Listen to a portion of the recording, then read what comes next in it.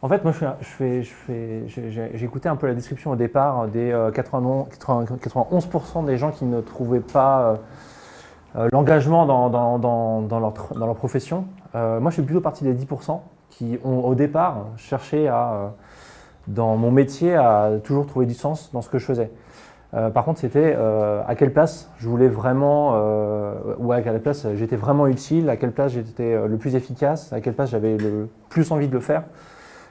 Et ça a mis un certain temps, puisque bon, j'ai fait les études où j'ai voulu travailler dans le secteur associatif, comme disait Béatrice, où j'ai appris ce que c'était que la gestion de projet dans le secteur associatif, chercher des sous, monter un projet, créer des budgets, aller chercher des partenaires, etc.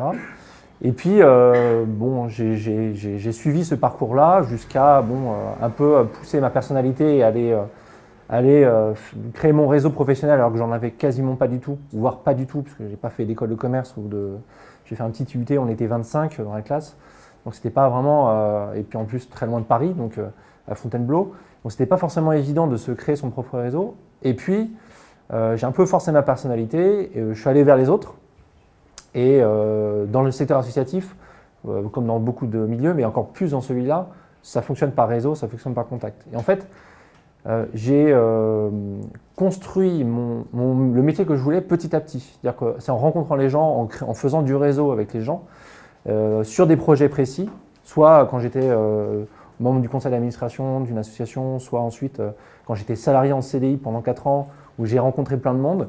J'ai découvert dans le métier, au final, dans l'association où j'étais, où je ne me plaisais pas du tout, au final, même si le sens de l'association, c'était l'éducation à l'environnement. Moi, ça me passionnait.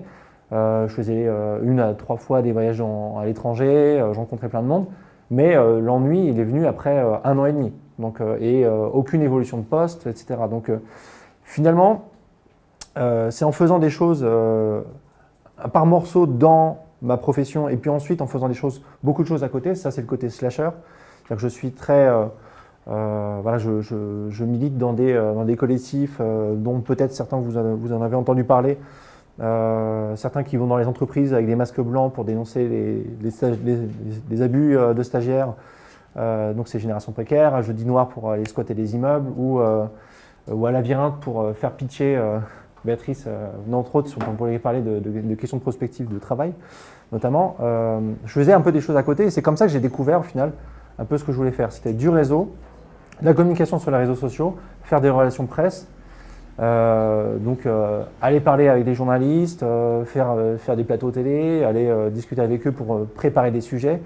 Et finalement, ce n'est pas du tout ce que je faisais dans mon travail, mais je me suis en fait extrait de mon travail. J'avais un peu de temps quand même, vu que je m'ennuyais pas mal et que l'émission n'était pas très très intéressante. J'ai utilisé ce temps-là pour faire autre chose à côté.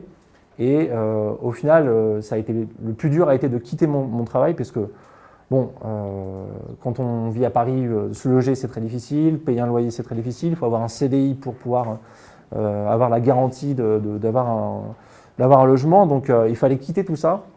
Et puis en plus la pression familiale, on nous dit il faut absolument garder son CDI parce que les temps sont durs et que c'est difficile de retrouver un travail, donc il fallait aussi combattre cette idée-là. Donc j'ai dû de nouveau forcer ma personnalité qui n'est pas forcément, pas forcément très sociable au départ, et d'aller un peu me challenger. Et pareil, je ne connaissais aucun indépendant à côté de moi, et il a fallu que j'aille en rencontrer. Donc pareil, j'ai recommencé à faire du réseau, à faire ce que j'aimais faire, et puis aller rencontrer des indépendants. J'ai rencontré des indépendants qui m'ont expliqué c'était quoi le statut d'auto-entrepreneur, c'était quoi la vie d'un auto-entrepreneur, d'un freelance en général, quels étaient les statuts différents. Et puis pendant 1 an après la rupture conventionnelle de mon travail, j'ai passé tout ce temps à étudier en fait, à faire une étude de marché en fait, mais en avançant un petit pas. Et j'ai découvert en fait le statut qui me correspondait. Je ne suis pas auto-entrepreneur, je suis salarié entrepreneur, c'est un statut hybride. En fait, j'ai les avantages du freelance. Je suis indépendant, autonome, je bosse d'où je veux. J'ai juste mon téléphone et mon ordinateur portable. Je peux bosser de l'étranger, d'un café, de chez moi, de mon canapé, en pyjama tongs toute la journée. Personne ne peut me juger là-dessus. Donc, je peux vraiment m'amuser dans ma façon de travailler. Et en même temps, j'ai pas les difficultés qu'ont les auto-entrepreneurs, c'est de quitter la sécurité sociale professionnelle du salarié, mais je l'ai récupéré en adhérant à une coopérative d'activité et d'emploi, en signant en CDI avec eux, tout en n'ayant aucun boss. Je n'ai pas de manager, je n'ai pas de lien de subordination, j'ai juste des collaborations. Et c'était la manière que je voulais travailler, c'était de collaborer avec d'autres et de monter, de choisir mes clients, de choisir mes collaborateurs, de bosser sur les projets que j'aimais, toujours dans le secteur associatif, mais de l'autre côté du miroir, du côté où je fais ce que j'ai envie, je fais des choses avec les gens avec qui j'ai envie de faire des choses, mais par contre en le faisant sur des périodes courtes, parce que je m'ennuyais assez vite, donc il fallait absolument que je fasse des choses qui soient rapides. Donc sur quelques mois, je fais des missions. Là, par exemple, je suis community manager d'une grosse ONG, d'une équipe de community manager d'une grosse ONG. Et à côté, je fais quelque chose de complètement différent où je fais des relations publiques pour une entreprise sociale. Donc je bosse avec des structures complètement différentes, mais je fais ce que j'aime. Et ça a été en fait, la révélation, elle ne s'est pas faite tout de suite, elle s'est faite par étapes. Et maintenant, je m'éclate encore aujourd'hui. J'ai passé toute la matinée à faire du ménage, à faire tout ce que je voulais faire de perso. Et puis ensuite, en 3 heures, j'ai fait tout ce que j'avais à faire pendant toute la semaine.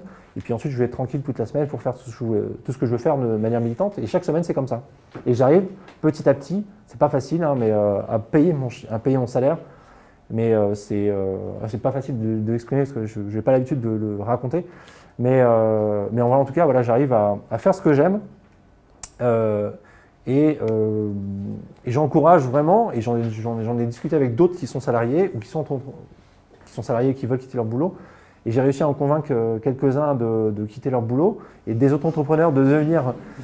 Donc, c'était pas facile non plus pour eux parce qu'ils ont la même situation, ou alors ils sont en couple et ils avaient un appartement, les deux travaillaient, et puis là il y en avait qu'une personne qui travaillait, donc c'était pas forcément évident. Et j'ai réussi aussi à en convaincre, et puis aussi des auto-entrepreneurs à devenir salariés entrepreneurs, et donc à construire le monde du travail que je voulais pour moi.